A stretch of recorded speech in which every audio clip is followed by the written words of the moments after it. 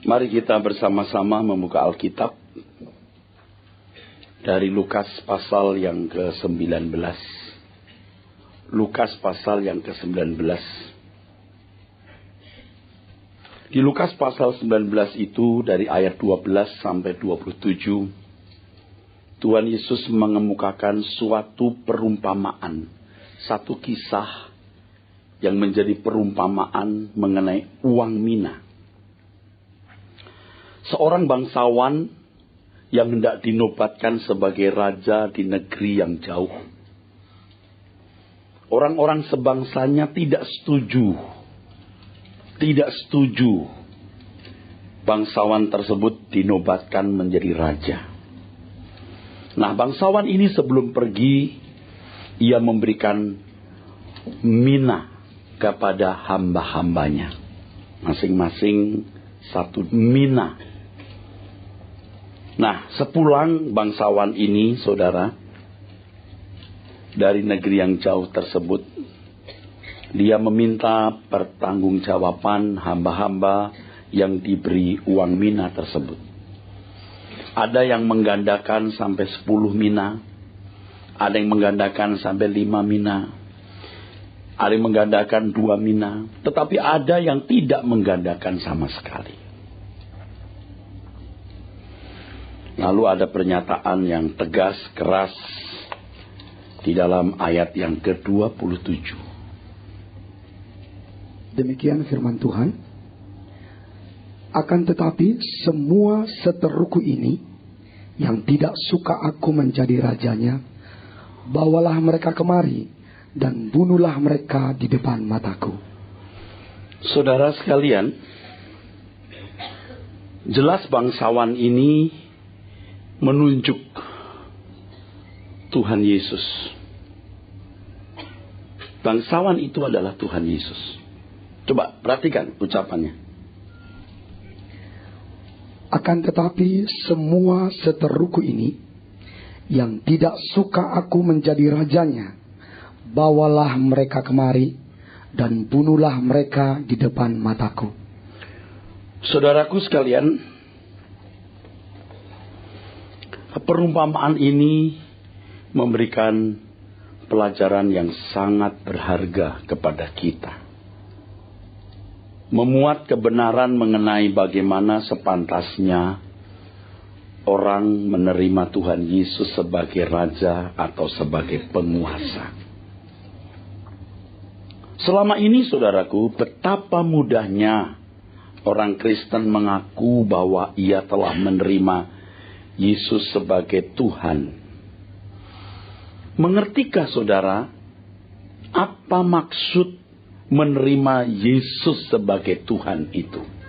Apa maksud sebutan Tuhan itu sebenarnya? Di dalam bahasa Yunani, kata Tuhan itu adalah kurios. Kurios. Kata ini sebenarnya sebuah gelar. Gelar yang eksklusif,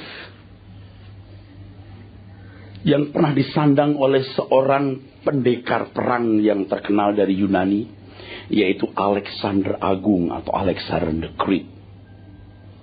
Pada zamannya tidak ada daerah yang mampu bertahan melawan Alexander ini.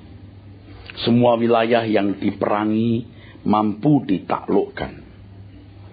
Dalam usia 30-an, ia sudah menjadi penguasa yang disegani oleh daerah yang sangat luas.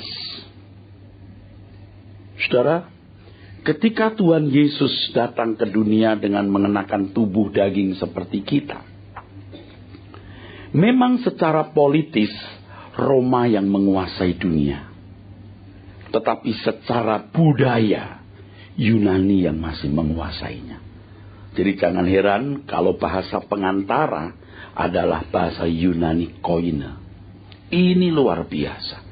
Dan itu adalah gema dari keberhasilan pendekar perang dari Yunani ini, Alexander the Great.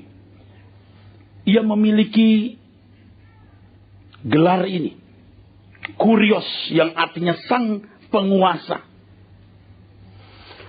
Dan orang-orang Kristen atau murid-murid Tuhan Yesus dan pengikutnya mengadopsi, mengambil gelar itu dan menyandangkannya untuk Tuhan Yesus. Ini satu tindakan yang betul-betul nekat. Atau bisa dianggap sebagai konyol oleh orang-orang pada zamannya. Sebab, saudaraku sekalian, di mata manusia atau secara publik waktu itu, orang-orang Kristen ini orang-orang tolol sebab mereka mempercayai seorang tokoh yang matinya keji dan hina, disalib dengan tubuh setengah telanjang tergantung antara langit dan bumi. Saudara perlu ketahui bahwa pemerintahan Roma pada zaman itu luar biasa. Sistem pemerintahannya luar biasa, maka bisa bertahan lebih dari 600 tahun. Saudara, jadi tidak mudah pemerintahan Roma itu menjatuhkan hukuman mati. Tidak mudah. Kalau sampai tokoh yang bernama Yesus ini dijatuhi hukuman mati, itu secara publik orang meyakini bahwa ia patut dihukum dengan tuduhan memberontak kepada kaisar. Tetapi dari sudut bangsa Yahudi sendiri, dia dianggap sebagai penghujat Allahnya, penghujat Yahweh, pengkhianat terhadap Taurat dan bait Allah. Nah, sekarang sosok itu dipercayai hidup bangkit dari kematian, naik ke surga, akan turun menjadi penguasa. Maka mendapat gelar Kurios. Gelar itu muncul beberapa tahun setelah Tuhan Yesus naik ke surga. Saudara, dan orang-orang Kristen, murid-murid Tuhan Yesus dan para pengikutnya, begitu menyandangkan gelar Kurios untuk Yesus, itu berarti mereka mempertaruhkan seluruh hidupnya. Itu berarti mereka bersedia menjadi laskar bagi Kurios ini. Mereka harus mempertaruhkan hidup sebagai budak, sebagai hamba bagi Kurios ini. Jadi pertaruhannya luar biasa. Pertaruhannya luar biasa. Jadi kalau orang berkata Yesus adalah Tuhan, itu juga statement politik dalam segala aspek. Nah, saudaraku, kalau kita memanggil Yesus sebagai Tuhan, sejatinya, sebenarnya di dalamnya mengandung konsekuensi yang harus dipikul. Yaitu kesediaannya untuk menjadi laskar Kristus. Laskar Tuhan. Menjadi budak Tuhan. Menjadi hamba Tuhan. Kenyataan yang kita jumpai hari ini, panggilan Tuhan bagi Yesus tidak mengandung kebenaran yang diperagakan secara konkret dalam kehidupan. Panggilan itu tidak memiliki makna yang pantas dalam kehidupan banyak orang. Sebab dalam kenyataan hidup, Yesus tidak diperlakukan sebagai majikan atau tuan. Jangan berpikir, kalau kita memanggil Yesus Tuhan, berarti kita telah menerima Dia sebagai Tuhan. Menerima Yesus sebagai Tuhan harus dibuktikan melalui perbuatan. Nah, gaya hidup yang salah yang bisa dilihat dalam hidup banyak orang Kristen, dalam hidup rohaniwan, telah merusak standar yang benar untuk dijadikan ukuran kehidupan seorang yang memanggil Yesus Tuhan. Sehingga banyak orang Kristen yang tidak memiliki kekristenan yang benar. Mereka mengaku dengan mulut Yesus adalah Tuhan, padahal sebenarnya tidak atau belum sama sekali. Dan itu terbukti dalam kehidupan setiap hari. Apakah kehidupan seseorang itu benar-benar dipersembahkan untuk kepentingan Tuhan? Kalau seseorang tidak hidup untuk kepentingan Tuhan, sebaiknya ia tidak memanggil Yesus Tuhan. Karena itu berarti pelecehan. Kalau Anda dipanggil bos, tapi orang tidak memperlakukan Anda sebagai bos, itu meledek. Itu menghina. Bisa mengerti, saudara? Ini tidak hiperbola atau saya lebih-lebihkan. Ini bukan lebay, saudara. Kalau orang memanggil Anda majikan, tuan, tetapi tidak memperlakukan Anda sebagai majikan atau tuan, itu pelecehan. Meledek. Nah, selama ini Tuhan Yesus hanya diperkenalkan sebagai gembala yang baik, gembala yang lemah lembut, Tuhan yang peramah, tidak pemarah, panjang sabar, pengampun, pemurah, penuh pengertian, Tuhan mujizat, Tuhan pemberi berkat, penjawab doa, dan lain sebagainya.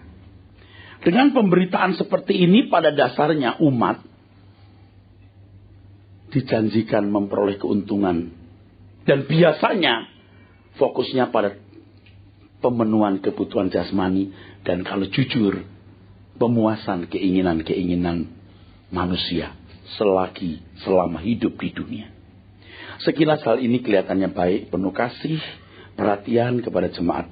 Seakan-akan pemberitaan seperti itu berasal dari Allah. Tetapi sebenarnya hal ini bagian dari penyesatan. Penyesatan dari kuasa kegelapan agar orang Kristen tidak memperoleh berita yang lengkap dari Injil. Tidak boleh memberitakan Injil khususnya pribadi Tuhan Yesus Kristus secara sepotong atau sepihak.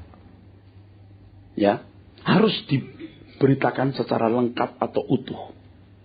Nah, kalau kita sekarang mendengar lagu-lagu yang tren di gereja-gereja, biasanya menitik beratkan kepada kebutuhan manusia. Nuansanya tidak membuat orang Kristen menjadi dewasa. Lagu-lagunya melo-melo. Tahu melo? Melo yang berpusat kepada kepentingan diri sendiri. Allah mengerti persoalan kita. Dia mengerti bahasa air mata kita. Dia menyertai kita. Di lembah kekelaman, apalagi lah gitu ya. Tapi biasanya itu terfokus pada problem yang dihadapi oleh seseorang, lalu Tuhan akan memberkati, melindungi, menjaga. Bukan tidak boleh, saudara. Sampai kapan sih kita kekanak-kanakan begitu terus? Biasanya juga disertai dengan promosi Allah yang baik, yang dahsyat, yang luar biasa, Allah yang peduli, Allah sumber berkat, dan lain sebagainya.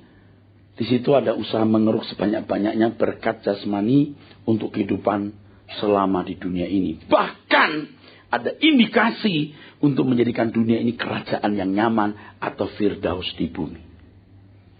Saudara, perhatikan. Ketika Tuhan Yesus memberitakan Injil di dunia ini, Dia bukan hanya mengurusi masalah-masalah jasmani. Berapa kali sih Tuhan membuat 5 ketul roti 2 ekor ikan jadi banyak? Berapa kali? Sekali. Kalau Tuhan mengadakan mujizat mengusir setan, saudara harus mengerti apa sih tujuan itu. Tujuan Tuhan melakukan itu. Bukan mau show. Dan juga bukan untuk sekedar menjawab kebutuhan. Sebab setelah itu, saudara, jadi kira-kira tahun 30 Masehi, Tuhan Yesus disalib, lalu naik ke surga, ya. 30 Masehi. Lalu aniaya yang luar biasa. Itu tahun 380 Masehi. Baru kekristenan menjadi agama negara oleh Kaisar Theodosius Agung. Ini 350 tahun.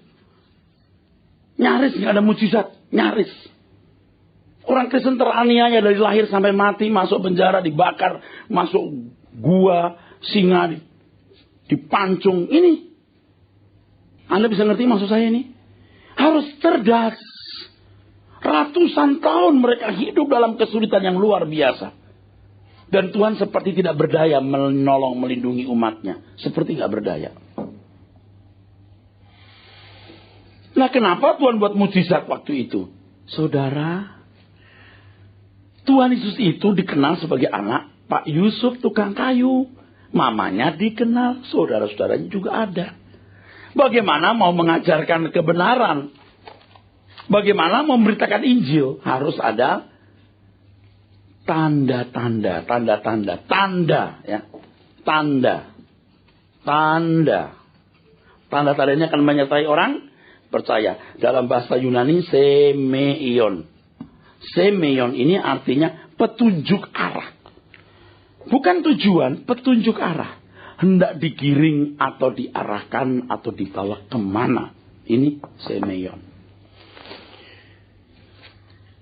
Nikodemus di Injil Yohanes pasal 3 berkata kepada Tuhan Yesus, jika Tuhan, begini, Nikodemus berkata begini kira-kira, tidak mungkin Anda tidak berasal dari Allah. Sebab, ya apa yang Anda lakukan membuktikan bahwa Anda berasal dari Allah. Kalau bukan berasal dari Allah, tidak mungkin Anda bisa berbuat hal-hal ini. Mujizat-mujizat ini.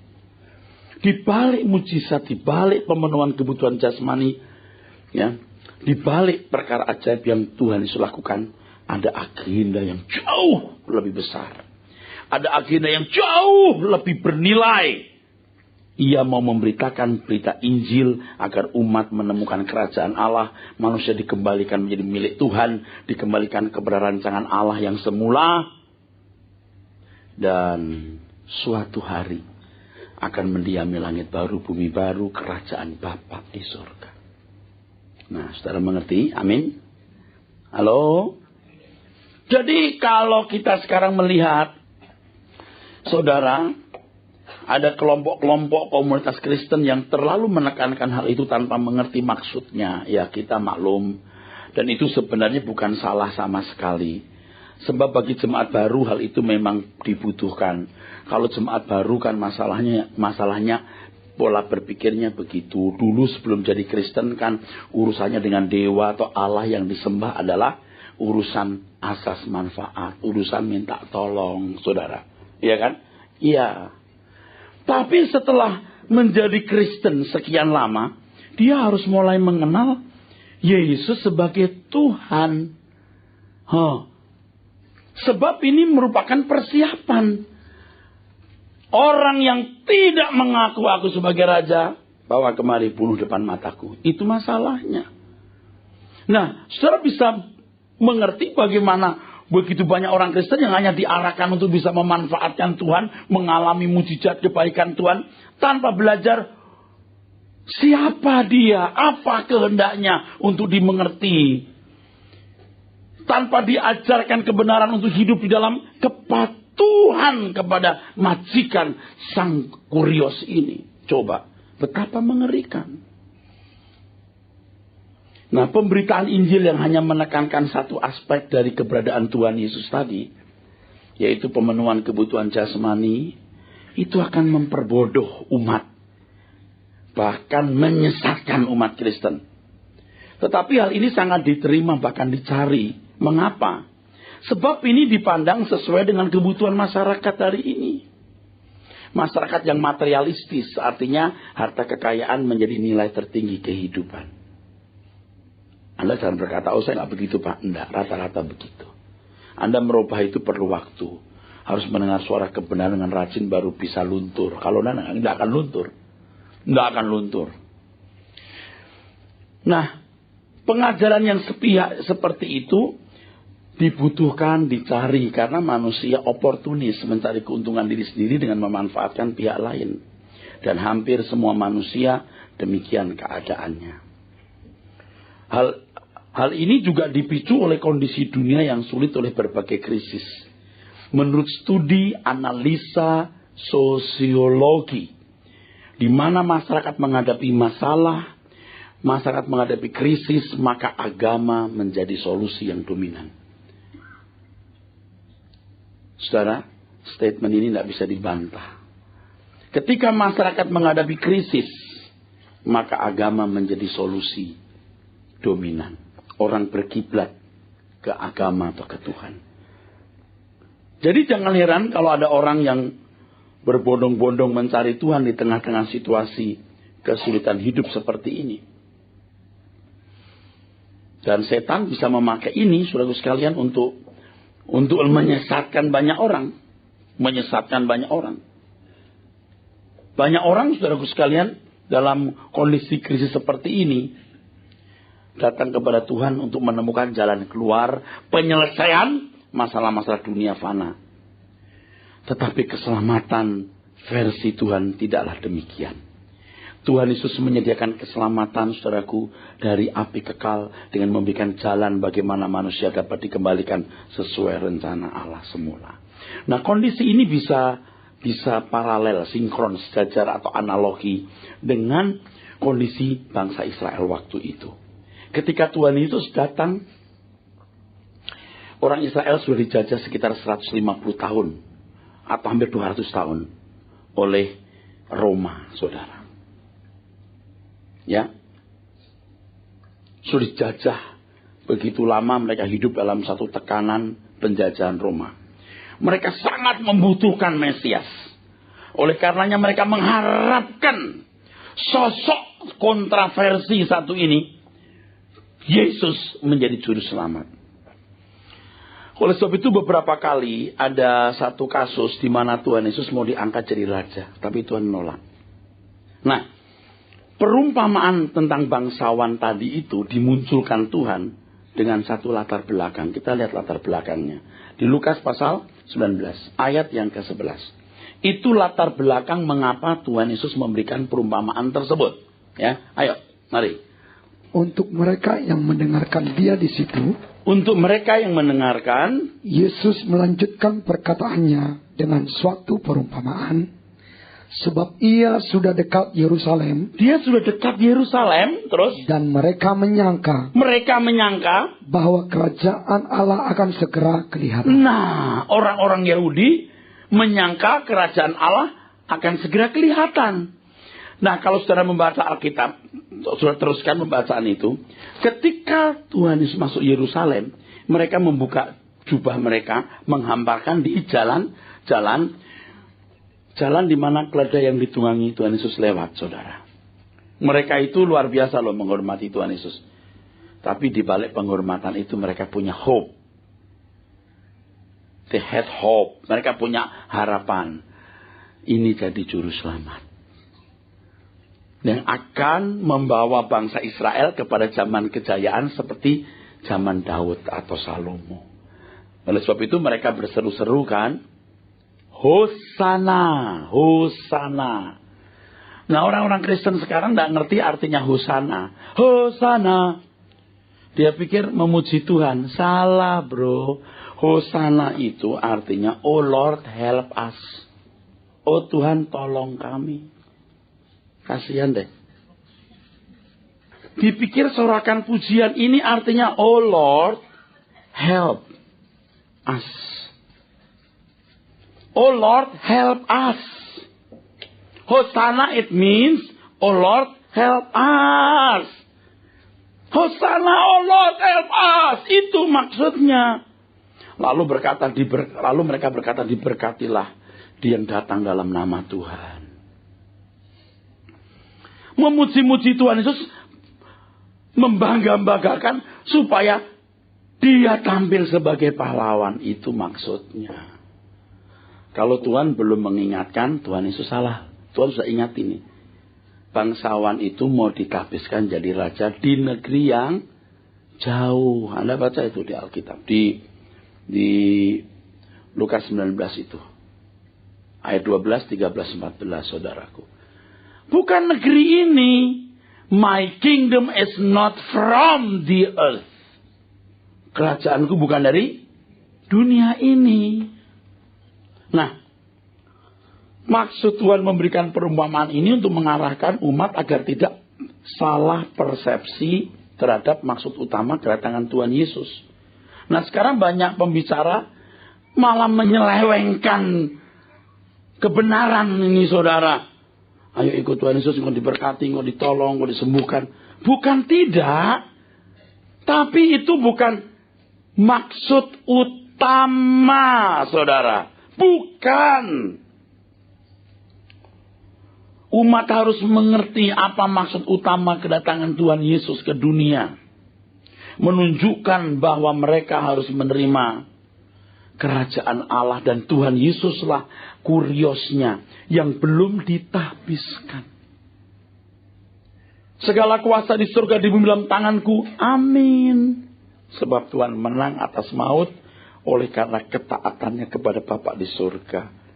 Dan setelah Tuhan Yesus berkata, segala kuasa di surga di bumi dalam tanganku. Lalu Tuhan Yesus berkata apa? Pergilah, jadikan semua bangsa muridku. Tapi semua lutut belum berlutut, semua lidah belum mengaku. Nanti ada pentahbisan itu, saudara. Kemarin ada orang tanya saya, saudara. Kemarin, Pak, kan Tuhan Yesus menang atas maut? Iya. Menang atas iblis? Iya.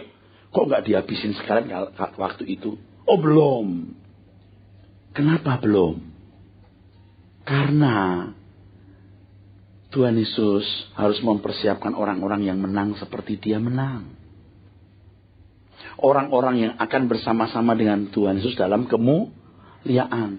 Kerajaan surga itu pasti ada. Pasti ada. Wilayahnya tidak dilakukan. Rajanya siapa? Tuhan Yesus. Yang kurang satu, pejabatnya. Pejabat-pejabat ini harus hulu balang yang tunduk habis-habisan, saudara. Nah, ini yang penting, saudara. Nah, sekarang waktunya mengiring Tuhan. Bagaimana membuktikan ketaatan? Orang-orang Yahudi menolak Yesus sebagai raja. Tidak apa-apa. Masih ada orang-orang yang disebut hamba-hamba. Orang-orang yang disebut hamba-hamba. Yang menerima mina. Betul? Dikembangkan enggak nih? Adalah orang-orang yang punya mina ini. Apakah Anda mau mengembangkannya itu? Artinya, mempersembahkan hidup kita untuk Tuhan. Lukas 19 tadi ayat 21, saudaraku. Ini hamba yang bandel ya. Yang tidak menjalankan uang atau menggandakan uang itu. Sebab aku takut akan Tuhan, karena Tuhan adalah manusia yang keras. Tuhan mengambil apa yang tidak pernah Tuhan taruh, dan Tuhan menuai apa yang tidak Tuhan tabur. Kurang ajar nggak? Mina itu yang ngasih siapa? Oke? Nggak tahu diri bener kan? Saudara, kita itu ciptaan Tuhan, betul? Tapi bisa nggak tahu diri. Kita ditebus oleh darah Yesus, ya. Nah, satu hal yang kita harus mengerti. Dari semula Kau jadikan semua oleh tangan-Mu yang berkuasa. Juga diriku Kau bentuk agar sempurna hidup ini bagi kesukaan-Mu. Semua ini milik-Mu. Semua ini milik-Mu. Semua ini milik-Mu, Tuhan, Kau ciptakan untuk. Dari semula Kau jadikan semua oleh tangan-Mu yang berkuasa. Juga diriku Kau bentuk agar sempurna hidup ini bagi kesukaan-Mu. Semua ini milik-Mu. Semua ini milik-Mu. Semua ini milik-Mu, Tuhan, Kau ciptakan untuk-Mu.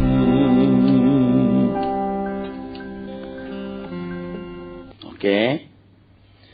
Pemberitaan Injil yang berat sebelah, di mana Tuhan Yesus hanya ditampilkan sebagai gembala yang lemah lembut, Tuhan yang tidak pemarah, yang panjang sabar, pengampun, pemurah, dan setia, menggiring umat cenderung tidak dewasa, bahkan bisa sesat. Umat hanya berurusan dengan sosok Tuhan yang tidak lengkap. Tuhan Yesus tidak diperkenalkan juga sebagai raja yang berkuasa dan memiliki kedaulatan. Saya ingatkan ya saudara, Dia tidak tetap tinggal sebagai bayi kecil di palungan di kota Bethlehem.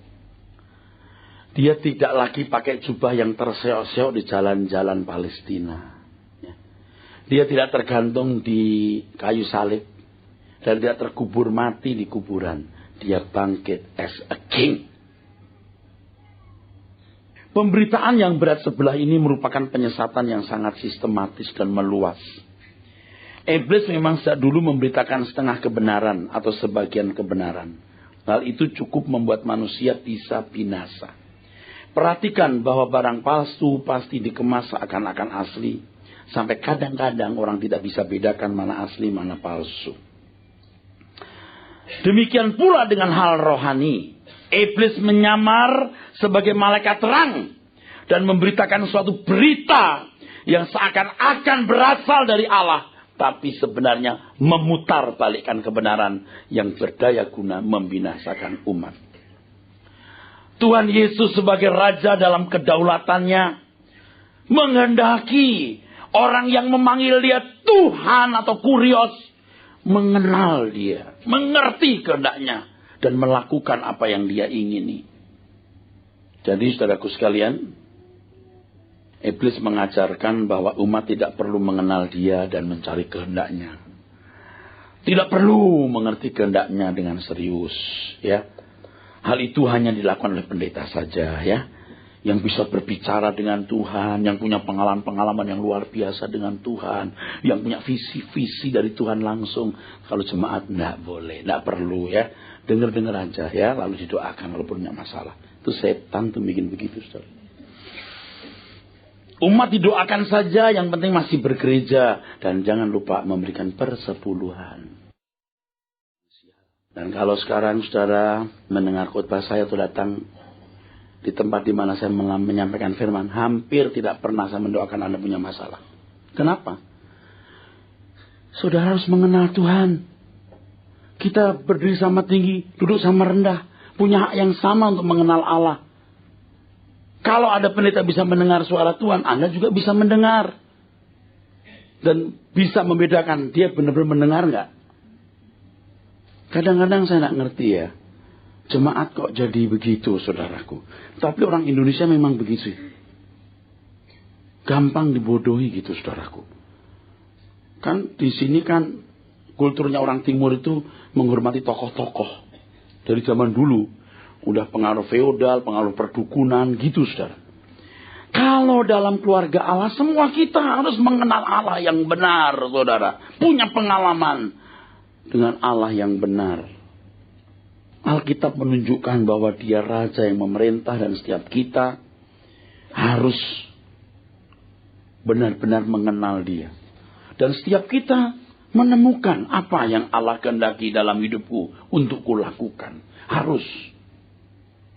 Menjadi persoalan yang sangat penting dan selalu mendesak. Bagaimana memperlakukan Tuhan Yesus sebagai Raja. Ini tidak cukup dengan pernyataan bibir, tidak cukup menjadi aktivis, bahkan sekalipun menjadi pendeta.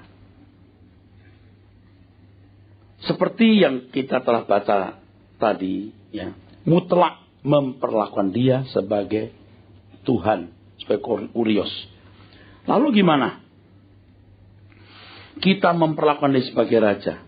Tidak dimulai dari sekolah Alkitab, menjadi pendeta atau pengurus gereja. Tetapi bagaimana setiap sikap hidup kita dari sejak kita bangun tidur. Kata pertama yang kita ucapkan sampai kata terakhir yang kita ucapkan. Harus tidak melukai Tuhan. Itu dulu saudara. Dan untuk itu orang harus mengenal kebenaran. Supaya memiliki kepekaan mengerti isi hati Tuhan. Dan setelah itu barulah Anda baru ikut ambil bagian dalam pelayanan. Mau mendukung dalam bentuk finansial dan lain sebagainya. Silahkan. Bukan jadi penginjil dulu. Atau aktif di gereja. Bukan. Sikap hati harus benar dulu. Mengerti dulu. Kehendak Tuhan dalam hidup kita apa. Dan itu yang sulit sebenarnya. Itu yang sulit. Tetapi inilah saudaraku sekalian. Persiapan. Persiapan untuk ketemu dengan Sang Maharaja. Sebenarnya saudara, ya, kita itu siapa sih? Ya. Kita bisa apa sih? Kok membela Tuhan? Tapi kalau Tuhan ketemu orang-orang yang mencintai dia dan rela membela dia tanpa batas, percayalah, Tuhan memberkati orang-orang seperti itu. Dan nanti akan terbukti. Hari ini belum ditabiskan, betul. Tapi nanti akan ditabiskan. Setiap lutut bertelut, setiap lidah mengaku Yesus adalah Tuhan. Amin. Maka yang kita lakukan sekarang adalah bagaimana belajar mengenal kebenaran. Punya kepekaan, mengerti kehendak Tuhan. Dan setelah itu apapun yang Tuhan perintahkan kita lakukan. Pertaruhannya itu saudara. Baru kita mempertaruhkan apapun yang kita miliki untuk Tuhan. Itu sebenarnya persiapan kematian itu di situ. Nanti kalau sang maharaja ditabiskan. Kalau kita dalam hidup ini sungguh-sungguh mau menyukakan hati Tuhan dengan seluruh sikap hidup kita. Dan mempertaruhkan nyawa, harta, uang, waktu kita untuk Tuhan. Luar biasa bahagia kita. Ada orang-orang yang merawat pejabat untuk menyelamatkan atau mengawal usahanya. Ya. Dari mayor dijagain jadi kolonel, jadi brigjen, jadi jenderal. Ya. Nanti bisa mengawal usahanya.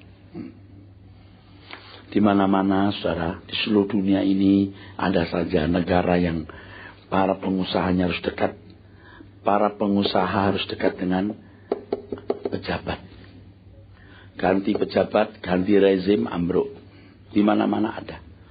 Ya, saya nggak katakan salah saudara. Tapi itu gambling ya. Kalau yang dirawat tadi, dari mayor jadi kolonel, terlibat sesuatu, nggak naik lagi, ya Anda sudah invest mahal-mahal nggak jadi orang. Ada seorang yang bercerita bagaimana dia mempertaruhkan uang dalam jumlah puluhan miliar untuk seorang yang diharapkan jadi penguasa. Setelah jadi penguasa, nggak kasih proyek, nggak kasih tender, nggak kasih apa-apa. Waduh, dia maki-maki luar biasa kasarnya, saudara. Kamu bantu orang itu setelah dia punya kedudukan tinggi, kau dilupakan, kau gambling, kau gagal. Tapi kalau kamu mempertaruhkan hidupmu untuk Tuhan Yesus, pasti dia jadi raja. Amin. Oh, untuk mobil kita supaya kalau rusak diperbaiki, ditabrak, dibawa ke bengkel tanpa bayar, kalau hilang diganti.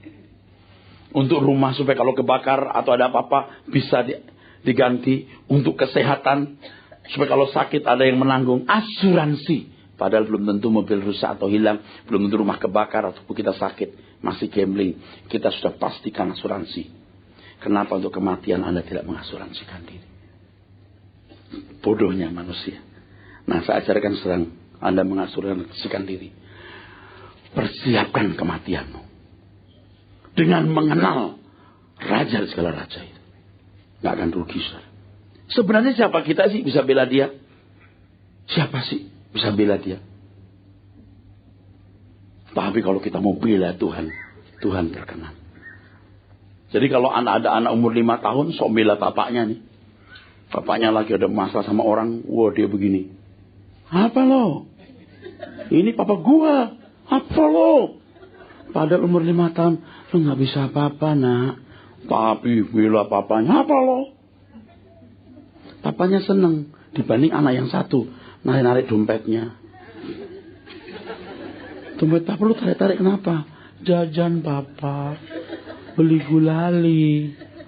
Udah narik-narik dompet, masih belum puas nyabut bulu kaki. Aduh, ini si anak nih ngapain? Lihat tuh, saudaramu satu ini loh. Apa lo? Ini papa gua, lo mau apa? Nah bapak lihat anak begini senang, bagus, nak bagus, saya maju-maju. Kalau kita jadi anak Allah berkata Tuhan, aku mau membela engkau.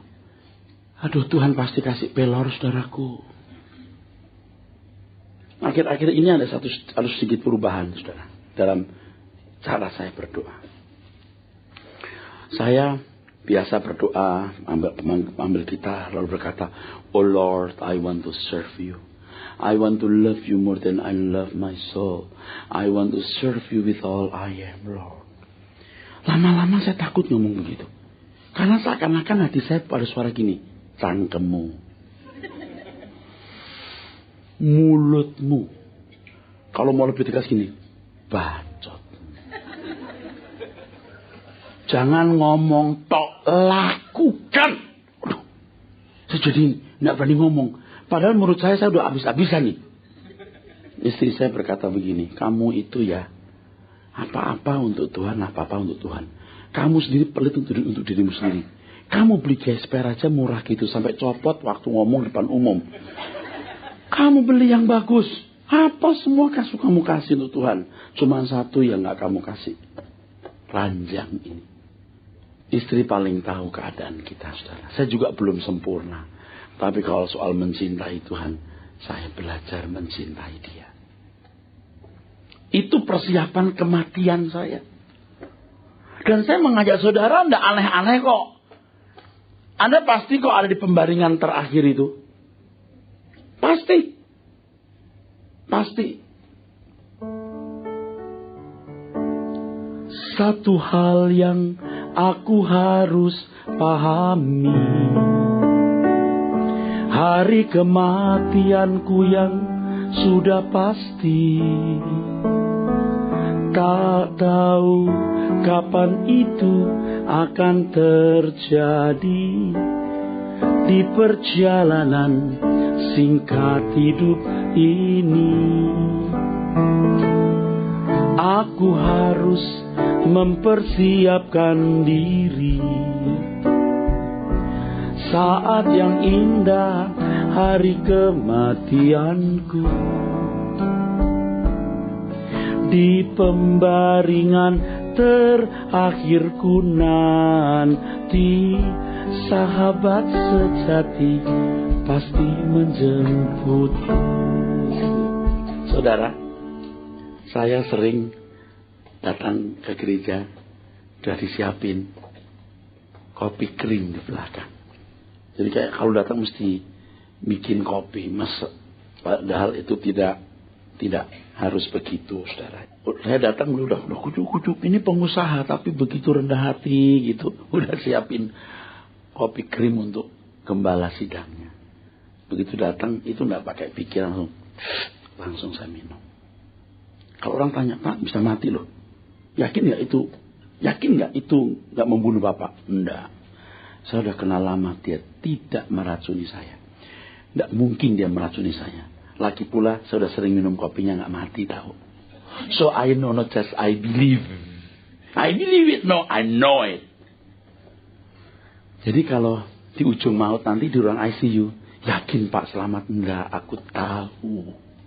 Halo? Karena aku sudah membela Tuhan. Aku berusaha itu berkenan walaupun aku tidak sempurna, aku berusaha berkenan. Aku tahu. Nah kalau saudara saja begini kan ada yang berpikir, itu pendeta mau ngerampok hidup saya. Ya, goodbye. You are not my brother. I don't need you, right? Saya jangan dibutuhkan Tuhan kalau bukan anugerah kok. Ya saudara, amin. Anda ya kalau nggak mau nurut saya ngomong, you nyesel nanti. Tapi kalau sudah dengerin saya ngomong ini, wah. Nanti di ruang ICU Anda akan nyanyi lagu ini. Atau tidak diharapkan ya, tapi bisa terjadi. Tabrak dia tergelincir di aspal jalanan.